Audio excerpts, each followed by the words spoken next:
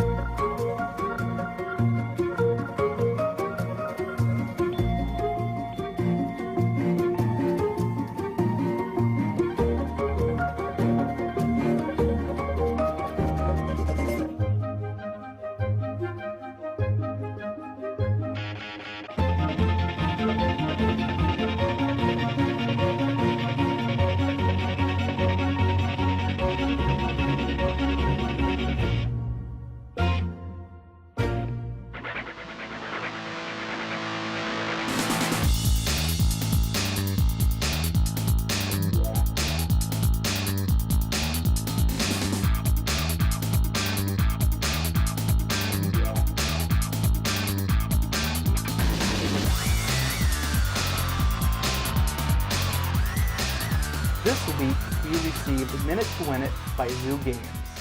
Minute to Win It is based off the popular NBC game show where contestants have to complete challenges using household items. What did you think of the game? I actually didn't like the game very much. I feel that it was a game that it looks like it was made for children, but even the challenges were too challenging for adults to do. And I just feel that they don't really have a good target audience for this game. Mm-hmm. Yeah, I played it also, and one of the things that I didn't like was the controls. It seemed like a lot of the challenges, it was really hard to get the timing on what you were supposed to do with both controllers. So yeah, I struggled with the controls.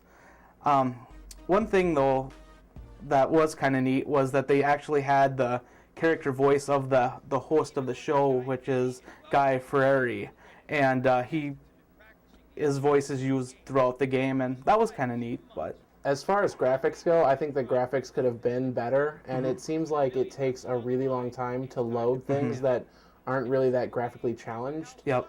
And it seems like there's a lot more loading screens than there should be or needs to be, and then there are some things that you can't even skip through that you have to watch, and it doesn't seem like it's helping you out very much. Yep. Like, it seems like it's extremely challenging to figure out what you're supposed to be doing in the game, and I didn't really care for that either. Yeah.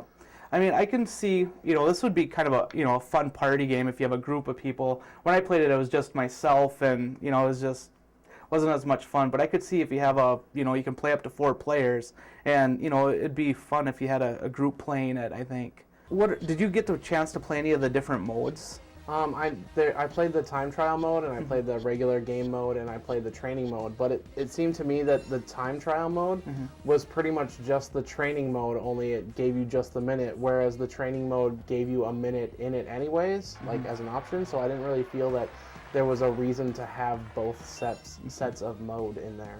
Yep, I agree. Did you have a chance to play any of those games, and which ones did you like or didn't like? Yeah, I played through several of them. One of them that I did like was, there's one where you have to, really fast, you have to match cards. You have a deck of cards, and then you flip over cards, and then you have to grab the card and then put it in the pile. Like if it's a king, you have to put it in on top of the king, or if it's an ace, put it on top of the ace. That was pretty easy, but one that was really frustrating for me was the Kleenex. You have a box of Kleenexes, and you have a minute to pull out 40 Kleenexes. Well, I was having problems grabbing the Kleenexes and pulling them out. About every 10 times or 15 times I grabbed a Kleenex, it would work. So that was kind of frustrating with me, but... Yeah, I played that same one and had the same problem, and I could not get it to grab the Kleenex. Also, there's the one with the tap lights. Oh, yes. That was very undescriptive as to what it wanted to do, and it took me like 5 or 6 tries of playing it to realize that it wants you to make a symbol out of the lights instead of just getting them all turned off. Yep.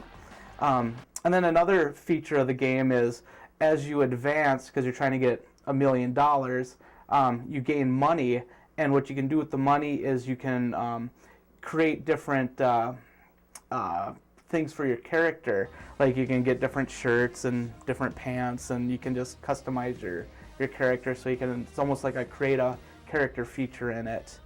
And I don't know, some people might find that fun. As for replayability goes, I think there is some replayability in it, because as you progress, you gain money, and you can use that money to buy different clothing like shirts and pants and stuff. And so I can see, a lot of people, playing it over and over again. What do you think? Yeah, you can always like go back and play the games again and again and again to try to get a better score. Yeah. And it's going to be different every single time you play it. Plus, I mean, you can always bring it out at parties and stuff like that. So, yeah. I mean, as far as replayability goes, it's actually would be a decent game for that. Oh, I agree, definitely. Overall, I didn't much care for this game. It was, to me, way too challenging to play for just a fun sit-at-home game and play. I know I didn't have the Wii Motion Plus controller, which it says on there couldn't help, but for me, it just didn't seem to help at all. So for that, and the graphics weren't really that great, so I'm going to give it a 1 out of 5. I didn't really care for the game either. I think if you were with a group of people, it'd be a lot more fun. I was playing it by myself, and I think it would really help, to make the game more entertaining if there was a group of people playing. And maybe, it seemed like it was geared towards younger people also. And, yeah, so I give it a 2 out of 5. I mean, if I spent a little bit more time playing, maybe I would have got the hang of things more. But, yeah, I still give it a 2 out of 5. Thanks for watching this episode of KSAX TEG. And remember to rate, comment, and subscribe.